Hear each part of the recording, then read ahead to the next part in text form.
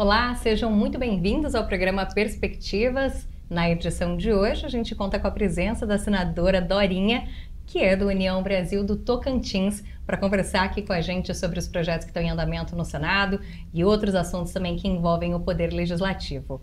Bom, senadora, primeiramente, muito obrigada pelo seu tempo e sua disponibilidade de vir aqui conversar conosco. Muito obrigada e lógico que é sempre um prazer estar aqui.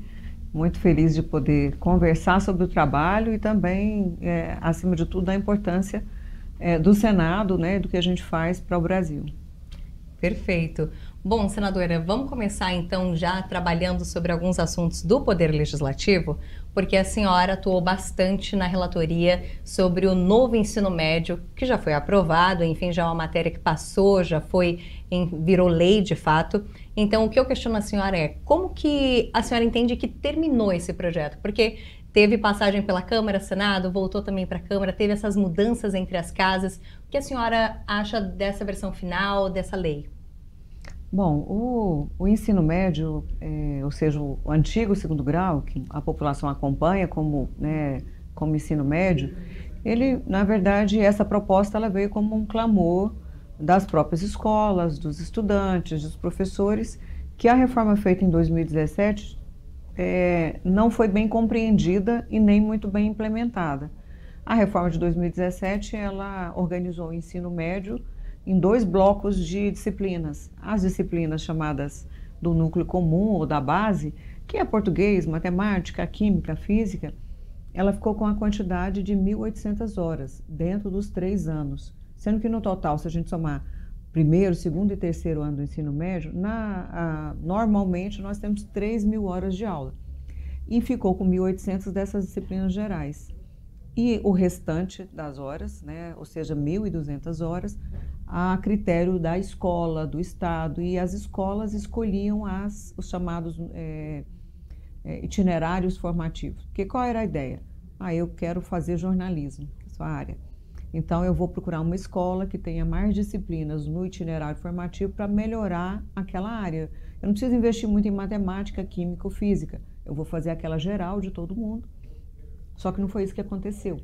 O que aconteceu é que essas 1.200 horas, na maioria das escolas, com exceções, obviamente, na maioria das escolas começaram a inventar matérias, disciplinas sem ligação nenhuma com o aprofundamento, que era a ideia inicial. No novo texto, que eu considero que ainda tem problemas, porque veio um projeto do Executivo, foi votado na Câmara, foi para o Senado, a gente conseguiu ajustar o texto, e o que eu estou dizendo de ter ficado um texto melhor não é a minha fala, foi a fala dos interlocutores. Quando chegou na Câmara, a maioria das mudanças foram ignoradas. Mas que mudanças? E que pontos que eu concordo, que eu acho que ficou bom, a população vai sentir, quem está na escola do ensino médio, que começa a valer no próximo ano, a mudança para quem está chegando na escola, muitas dessas mudanças, ao invés de ser só as 1.800 horas, passou para 2.400 horas. Essa parte obrigatória, que é comum numa escola aqui do DF e é comum numa escola lá do interior do Tocantins, do interior do Pará. Essas 2.400 horas vai permitir aumentar a carga horária de português, de matemática, de história, geografia, sociologia. Essas disciplinas são comuns e elas terão a sua carga horária ampliada, de 1.800 para 2.400 em 3 anos. O restante, para completar as 3.000 horas no mínimo, que tem estado que tem mais do que 3.000 horas, o tempo integral tem mais do que 3.000 horas, o restante, esses itinerários formativos, eles também, já na nova legislação, eles não podem ser aleatórios. Tinha disciplina que era para aprender a pintar pano de prato, fazer brigadeiro. Agora, esses itinerários eles vão ter uma diretriz, uma orientação, e a ideia é que eles direcionem o aprofundamento naquelas áreas do conhecimento. Então, vai poder ter mais redação para quem quiser se aprimorar numa área ligada a linguagens. Eu quero fazer engenharia, então eu preciso de mais matemática, mais cálculo, aprofundamento. As escolas poderão, orientadas pelo seu sistema, aprofundar, criar disciplinas de aprofundamento. Era essa a ideia. Uma coisa, acho que bastante importante para para quem está fazendo o ensino médio, e isso inclusive foi objeto de veto, então o Congresso ainda vai dizer se confirma o veto que veio do governo federal ou se fica com o texto que foi aprovado na Câmara. É sobre o Enem. Por que o Enem é importante? Os estudantes sabem, as famílias sabem, que o Enem hoje é a chave de entrada no ensino superior. As universidades públicas e muitas universidades privadas usam a nota do Enem para ser direcionada à sua vaga no ensino superior. O meu texto, o texto que veio do Executivo, mantinha o modelo atual do Enem, que é a partir da Base Nacional Comum. O texto aprovado na Câmara diz que parte do Enem vai ser dessa Base Nacional Comum e parte vai ser desses itinerários, que vão ser diferentes de um estado para o outro. Uma escola pode oferecer no mínimo 2 itinerários, deve oferecer, mas tem outros 2, tem a da educação profissional. Isso foi vetado e nós vamos ter que discutir se a gente fica com o Enem que tem hoje, obviamente com a carga considerando a carga horária maior da parte básica, e ao mesmo tempo, ou se vai fazer também uma parte dos itinerários. E uma coisa que o texto do ensino médio também mostrou, e as pesquisas feitas, os jovens, a Unesco, o nosso ensino médio precisa aproximar mais do mundo do trabalho, do mercado do trabalho. É muito comum o jovem estar terminando o ensino médio e pode seguir uma carreira para um Instituto Federal, para uma universidade, para uma faculdade, mas ele já quer trabalhar, ele precisa trabalhar. Qual o instrumento que aquela escola do ensino médio está dando para ele começar, se necessário, a ingressar no mundo do trabalho? Então, um dos itinerários é a educação profissional. O curso pode ser um curso técnico profissional, junto dentro de um dos itinerários, mas também o que se avaliou, que independente dele estar fazendo uma formação profissional, ele quer instrumentos para o mundo do trabalho, para começar a trabalhar. Nós temos, um país, né, a nossa juventude quer, em muitos casos, precisa entrar no mercado de trabalho. Então, como é que o ensino médio pode ajudar? E também, importante alerta, os livros, o material, a organização eles terão que ser reorganizados para preparar melhor o nosso jovem. Tem um número muito alto de jovens que não estudam, não trabalham, eles não vão para a escola porque não acreditam naquela escola, acham que ela não contribui em nada para a sua vida. Por isso, o ensino médio hoje é a etapa com o maior desafio, inclusive de resultados. Os números mostram que nas avaliações nacionais é a área que nós temos avançado menos. Né? Avançado como? Os resultados são ruins, os alunos têm aprendido pouco nas escolas do ensino médio. Até justamente essa situação da gente ter um novo ensino médio de anos atrás, que passou por críticas, como a senhora mencionou, que fez todo esse debate novo agora no Congresso. Temos agora esse novo ensino médio também para entrar em implementação.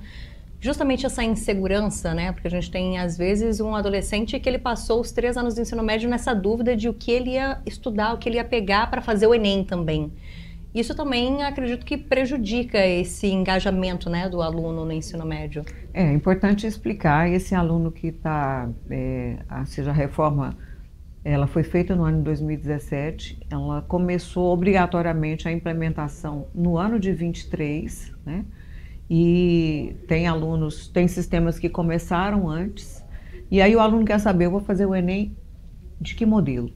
Quem vai fazer o Enem esse ano? Fique seguro que o Enem não tem mudanças, né? Ele vai ser feito no formato que já era realizado.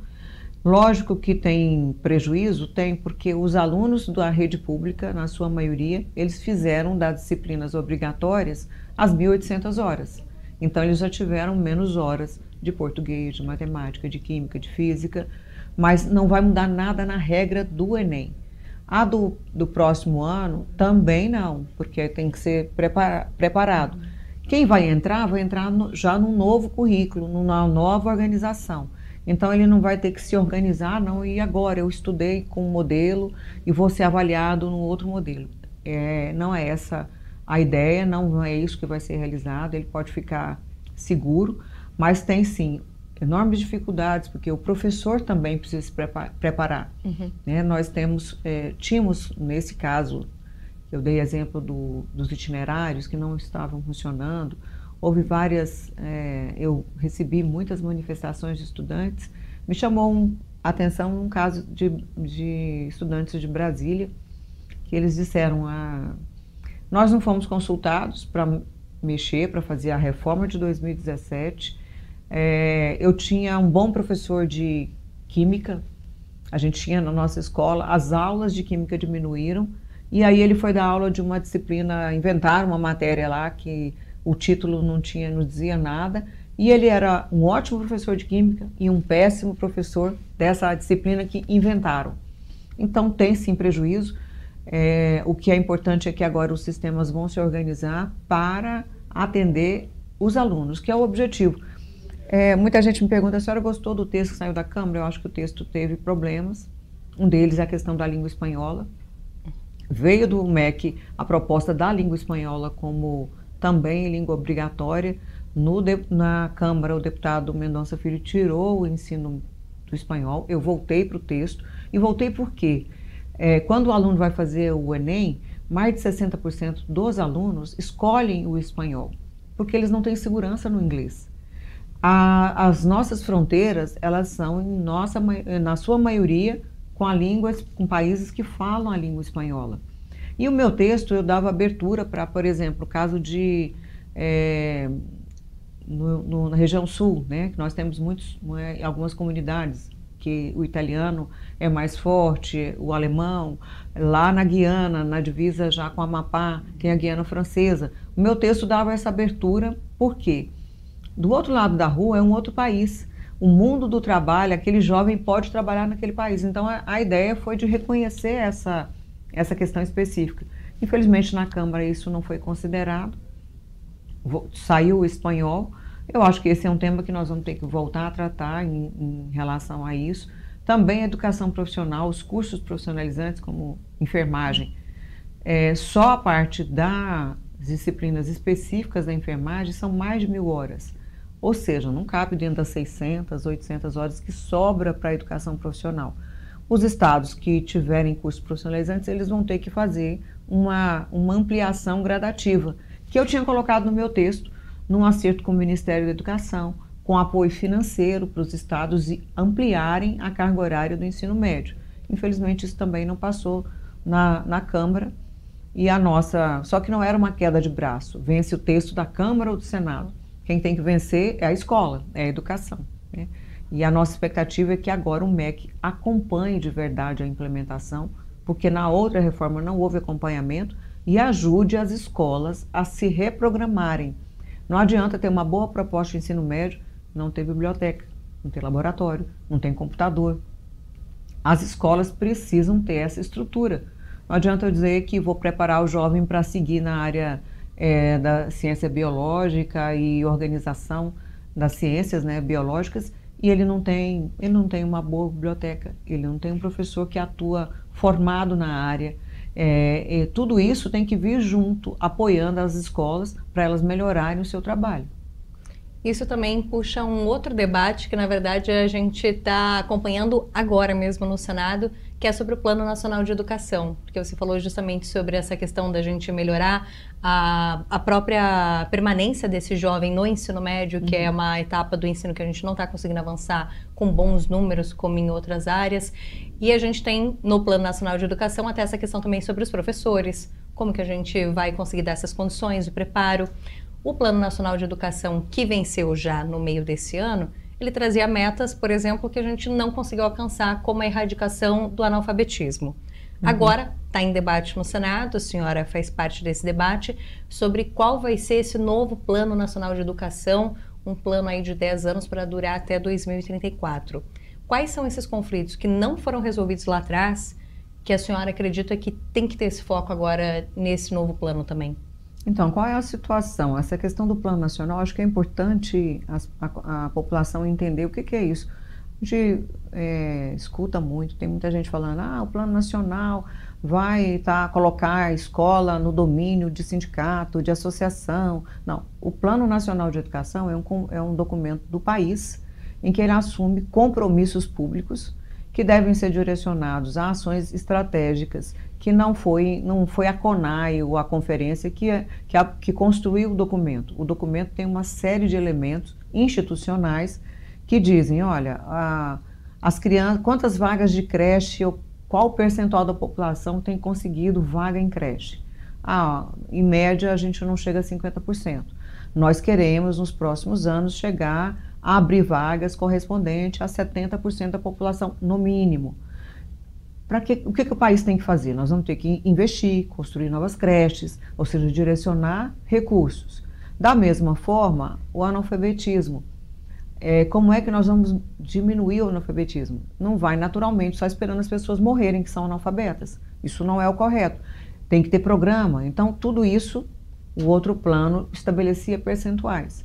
A maioria das metas, ou seja, que foram estabelecidas no plano que findou em tese, eu vou explicar por que é em tese, agora em 2024, não houve cumprimento dessas metas, por vários motivos. Financiamento, 2 anos de pandemia, em muitas situações, falta de ação direta do próprio Ministério da Educação, apoiando os sistemas, enfim, algumas metas, várias metas não foram cumpridas. O plano que foi proposto pelo governo federal, ouvindo não só a sociedade, mas a partir de dados oficiais, né, disponíveis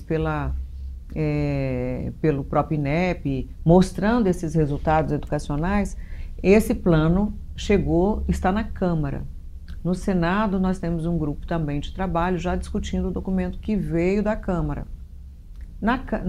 O texto apresentado na Câmara deve formar uma comissão especial que permite uma participação suprapartidária, vai defender esse texto, ele vai ser aprovado na Câmara, depois da Câmara ele vem para o Senado, a gente aprova. Como ele começou na Câmara, ele deve voltar para a Câmara também.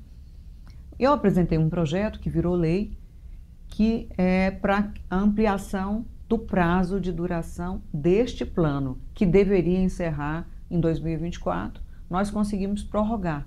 Por que prorrogar, né?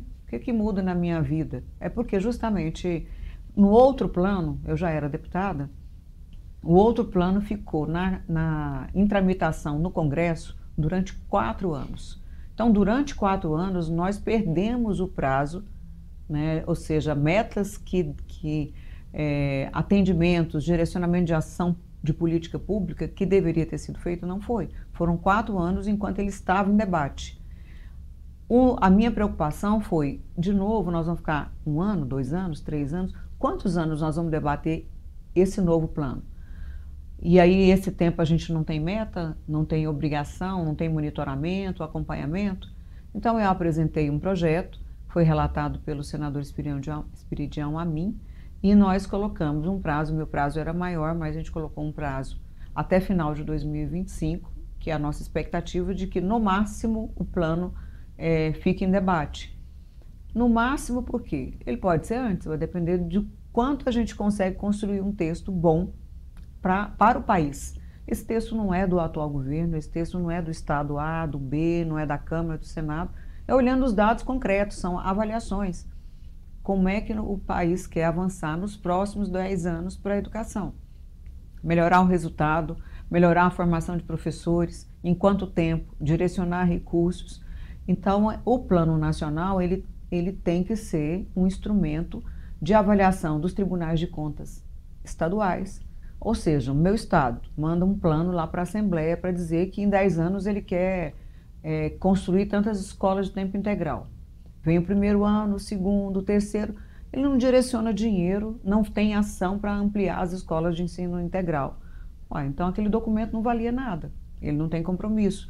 Só que só vai ter efeito se tiver consequência. Um Tribunal de Contas dizer para o governo, olha, o governo prometeu melhorar os resultados, mas não tem nenhum programa para melhorar a aprendizagem. Os professores não estão recebendo, não estão sendo remunerados de maneira qualificada, não tem um plano de carreira, não tem concurso público, ou seja, o plano tem que ser isso. Ele não é um plano da direita, da esquerda, ele tem que ser um plano do país. Porque durante 10 anos, quantas gestões passarão? né? Pessoas diferentes, de diferentes grupos políticos que vão passar. E é essa a ideia. Não é do grupo A, B ou C. Se não tiver o plano, vai ser. Se eu não tenho um plano que eu tenho que seguir e assumo o extrema-direita, extrema-esquerda, direita, centro, assumiu, ele vai dizer o que ele quer fazer. Com o plano, não. O país fez um compromisso. 513 deputados, 81 senadores escolheram, votaram e se comprometeram com o texto, né? Então, é essa a ideia do Plano Nacional de Educação. Perfeito. E, senadora, outro debate também que é muito grande, que está acontecendo no Congresso Nacional, é a respeito da reforma tributária. A gente já acompanhou a aprovação do texto da PEC sobre a reforma tributária e agora a gente está naquela etapa da regulamentação. A Câmara já fez a aprovação de uma primeira parte desse texto de regulamentação, se falou muito sobre a questão de como fica imposto seletivo, os cálculos de possíveis limites dessa alíquota para a reforma tributária, a cesta básica, enfim. E agora esse debate vai para o Senado Federal, porque o Senado também tem que analisar esse texto, e a senhora também está participando desses debates. Eu sei, como a senhora já é ligada na questão da educação, que havia ali naquele texto já a possibilidade do desconto de 60% da alíquota pensada para esse novo imposto na educação, enfim, diversas etapas ali da educação. Mas como que a senhora analisa que essa reforma está impactando também a educação no serviço público, ou até mesmo nessa questão da própria educação enquanto privado? Como é que isso vai bater, de fato, no dia a dia da população? Eu acho que o maior desafio é a população entender para que essa reforma tributária e o que ela muda na vida da população. Ou seja, na composição de valores, ou seja, dos produtos que eu vou comprar, do serviço que eu vou adquirir, tem uma parte significativa de impostos. Uma grande crítica é o percentual do tributo, ou seja, do imposto. No Brasil a gente paga muito imposto, paga 2 vezes, esse imposto não volta em serviço, não melhora, ou seja, quando eu preciso de uma escola, a escola pública na minha região não é boa, não tem a vaga na creche, eu tenho que pagar de novo, o SUS não consegue me atender na saúde, isso é uma preocupação. O imposto é tão complicado, tão complexo, tem tanta divisão de tributos, ou seja, de impostos, que quando eu vou comprar um carro ou quando eu vou comprar um pão, eu não sei quanto é do custo do pão e o quanto eu estou pagando para o governo. Então, o nosso sistema tributário, ele foi ficando tão complexo e confuso que uma necessidade da reforma era, vamos simplificar? Então, por isso foi trabalhado um desenho, ou seja, uma estrutura para unificar, para simplificar. Esse é um ponto que a reforma colocou. Mas tem um grande debate, não pode ficar mais alto do que já tem. Então, aí, cada área, cada setor quer se enxergar na reforma. Eu hoje, qual é a minha área de veículos ou de produção de alimento, de vestuário, de educação, eu já pago quanto de imposto? Vou pagar mais? Não quero pagar mais, eu tenho que racionalizar, simplificar, mas também a gente tem que reduzir imposto. Muita gente diz, a gente já paga muito imposto, precisamos reduzir porque o cidadão não vê o que aquele imposto vira para ele. A gente sabe que imposto é para manter escola, saúde, a infraestrutura, água. E o que está mudando a minha vida? Eu pago muito imposto, e quem paga retido na fonte no seu salário. Muita gente faz conta, o trabalhador no Brasil trabalha tantos dias para poder pagar imposto. Agora, no Senado, o texto passou na Câmara, tem muitas críticas que o texto foi mal debatido, essa parte das regulamentações. Agora ele está hoje na Comissão de Assuntos Econômicos, foi formada uma subcomissão, eu faço parte dessa subcomissão, são 16 senadores, e nós estamos na fase das audiências públicas, ouvindo os setores. Por exemplo, a área de imóveis, que afeta todo mundo. Tem muita gente que tem seus imóveis de aluguel, pequenos trabalhadores que escolhem uma forma de investimento, tem imóveis de aluguel. Isso afeta o quê? Dizem que aumenta o tributo de 60% a 80%. Isso implicaria no aumento do aluguel, que atinge diretamente quem depende de um imóvel, não quem ganha só o dinheiro com aluguel, mas quem não tem moradia popular, a própria, e tem que pagar. A venda de imóvel, então, o setor apresenta um impacto de ampliação de 60% a 80%. Talvez muitas pessoas não saibam, mas você, os produtos de mulheres têm o imposto, né, que a gente chama imposto rosa, não tem explicação por que um aparelho de fazer a barba ou de uma depilação feminina com a mesma estrutura, por que o de mulher custa mais? Por que um shampoo feminino, às vezes da mesma empresa, que usa os mesmos produtos, quando é feminino é mais caro? Então, nessa comissão, nós estamos ouvindo os diferentes setores com um foco, tentar reduzir a carga tributária. E todo setor que quer alíquota zero, como é o caso da cesta básica, entra carne, não entra carne, a cada isenção, alguém vai pagar a conta, ou a gente tem que diminuir a conta. Por isso, muita gente diz o seguinte: nós estamos fazendo a tributária, mas tem que fazer uma reforma administrativa. A máquina pública é pesada, tem muito cargo público, tem muita empresa. O custo dessa máquina que o imposto paga é muito alto. Se eu vou reduzir imposto e vai diminuir o valor disponível para o governo, esse governo tem que diminuir a sua estrutura pública. Será que precisa de um governo, de um estado deste tamanho? Será que precisa o meu estado, o município? Será que a gente precisa ter esse tanto de município no Brasil, que tem custo? Então, esse debate é um debate que ele não se esgota agora na reforma tributária. Ela passa a ter um efeito a partir de 2027. A ideia é que o texto do Senado, com mais tempo agora de debate, a gente consiga avançar em relação a isso, mas outros debates importantes eles vão ter que se instalar. A reforma administrativa, sim, como é que ela pode ser discutida, essa racionalização. Meu estado é Tocantins, é um estado da região norte, muitos estados semelhantes ao Tocantins, toda a parte de produção de um veículo, cartão de crédito, tudo está centralizado em São Paulo. O pessoal do comércio do meu estado reclama que eles pagam tributo lá, quando entra no estado tem que fazer correção. Tem estados que têm a chamada guerra fiscal, ou seja, tem algum incentivo.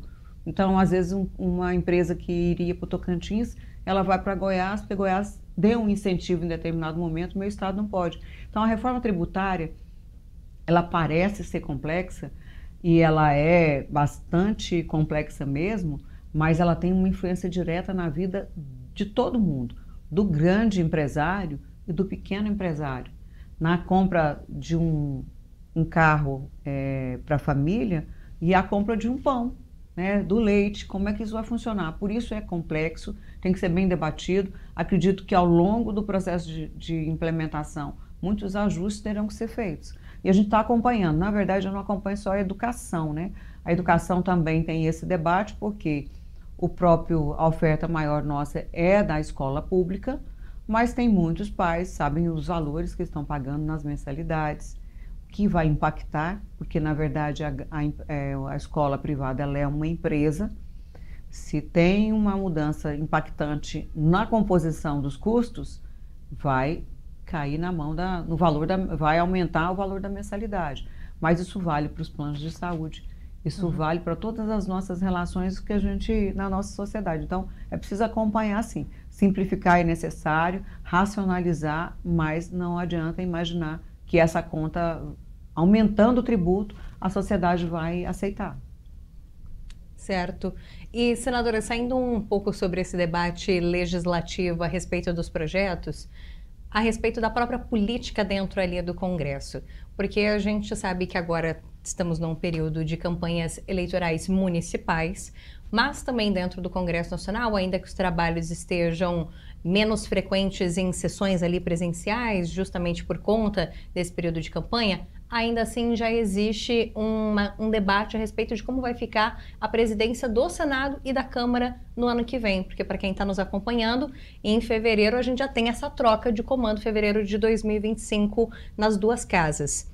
A senhora é do União Brasil e a gente tem Davi Alcolumbre, também do União, que é um nome que nos bastidores fala muito sobre tentar mais uma vez ser presidente do Senado, porque ele já foi presidente e se candidataria, mais uma vez.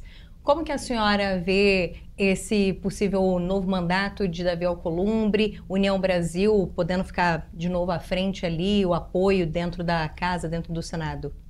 Bom, acho que, logicamente, em fevereiro que acontece a eleição, né? O Davi foi presidente há 4 anos atrás, na outra legislatura, e ele trabalha nessa construção logicamente, é uma eleição, ele também precisa conquistar os votos no Senado. Eu vejo que está bem avançado o debate com as diferentes bancadas, com as diferentes representações. Acho que ele inclusive foi o grande construtor da eleição do Pacheco, na primeira e na própria reeleição, pela própria liderança que ele tem dentro do Senado. Talvez pelo seu... o Davi é uma figura política muito acessível, né, aos colegas, aos temas, ao mesmo tempo defende muito a estrutura do Senado e a nossa representação, diferente da Câmara, pela própria lógica que representa a população. A gente tem uma representação dos nossos estados. Isso nos obriga a funções específicas em relação ao país e a questão do Senado. Obviamente, o Davi é meu candidato, é do meu partido, né? A nossa construção hoje com o debate com o Davi é assegurar temas que para nós são importantes. Por exemplo, a presença de mulher na mesa. Nessa atual gestão, nós não temos nenhuma mulher ocupando uma das posições da mesa. Tem primeiro presidente, tem primeiro vice-presidente, segundo, tem secretário, tem várias posições dos adjuntos e não tem nenhuma mulher. E nós somos hoje, além da necessidade representativa de mais de 50% da população nossa, né, de mulheres, a presença de cerca de 16, 17, 20%, hoje 16% de mulheres no Senado. Então, nós queremos esse compromisso. Da mesma forma, temas importantes ligados às mulheres. Hoje nós estamos num momento de disputa eleitoral. E muitos municípios vão terminar essa eleição agora de 2024 sem nenhuma mulher nas câmaras municipais. No 2020, nós tínhamos cerca de quase 2.000 municípios sem a presença de nenhuma mulher. Hoje, se olharmos na Câmara Federal, nós temos mais de 90 deputadas, a bancada cresceu muito. Quando eu fui eleita, esse número era cerca de metade disso, mas tem 3 a 4 estados, inclusive o meu, que não tem nenhuma deputada. Isso não é diferente nas assembleias. Por que eu estou colocando isso? Nós queremos avançar na pauta de mulheres. Temas importantes que nós queremos e precisamos avançar em relação à nossa ocupação no mundo do trabalho, nas condições de respeito à nossa representação. Então, acho que todo esse debate o Davi já vem tratando com diferentes partidos. Obviamente, os partidos estão debatendo sobre essa organização, que partido fica à frente de cada comissão. E eu acho que um dos pontos que eu, em particular, defendo é essa obrigatoriedade da presença da mulher na mesa do Congresso, né? Mostrando, nós nunca tivemos...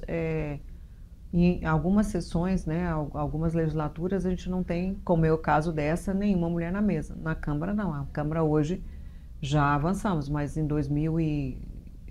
meu mandato, acho que de 2014, não tinha nenhuma mulher na mesa da Câmara, né? Sobre essa questão até de avançar com as mulheres, para a gente fechar aqui, existem até projetos que estão tramitando no Congresso sobre uma possível cota para ter um mínimo de mulheres em câmaras de vereadores, por exemplo, ter essa participação, né?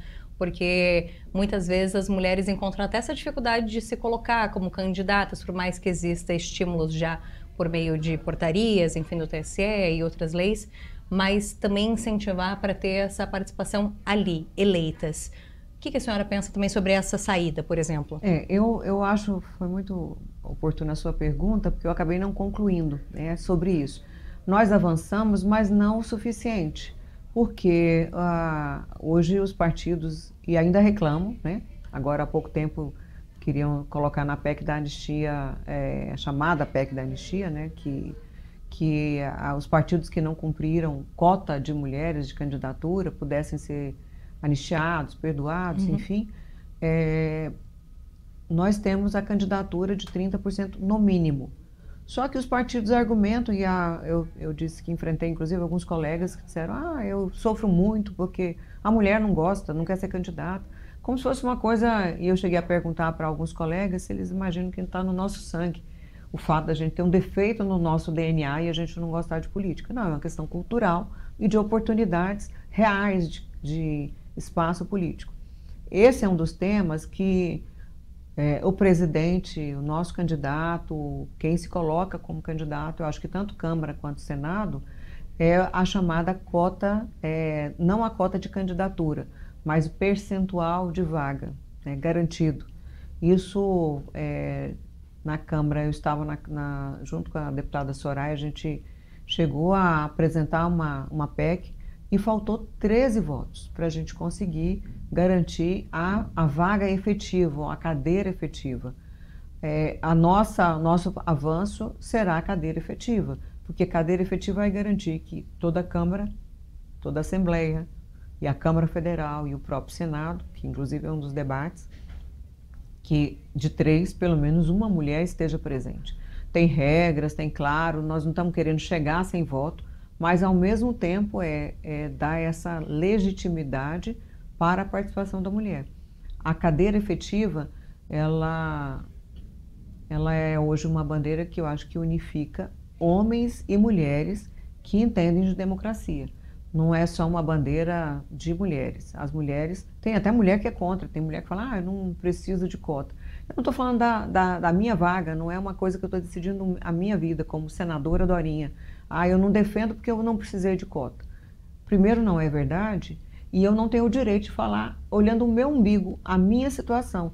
Nós estamos falando de um país que tem 52% de mulheres e que a mulher precisa se enxergar e ser ouvida, representada e respeitada no espaço da política. Então, quando eu digo que eu não gosto e não confio e não quero cota pela minha realidade ou pela minha visão pessoal, eu tenho que entender que eu estou representando, estou num país de uma democracia de representação e eu represento mais de 50% da população. Não é a minha voz, não é o meu desejo, não é a minha vontade, eu represento outras pessoas, né?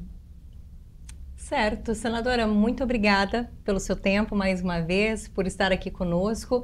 Senadora, então, Dorinha, do União do Tocantins, participou com a gente aqui do Perspectivas e o espaço, claro, fica aberto para outra vez a senhora também poder contribuir aqui com essa conversa. Bom, eu gostei muito de conversar com você, estou à disposição. Tratamos de temas muito interessantes, né? E acho que o grande papel de vocês, né, no jornalismo, imprensa, a possibilidade desse esclarecimento e, ao mesmo tempo, a gente receber o retorno e a informação, como a gente pode aprimorar o nosso mandato, né, que tem custo para o país e precisa prestar conta do que a gente faz. Muito bem. Muito obrigada, senadora. Essa entrevista foi produzida pela Yumi Cauano e também pela Kelly Santos. E, bom, eu espero a sua companhia no nosso próximo Perspectivas. Até lá!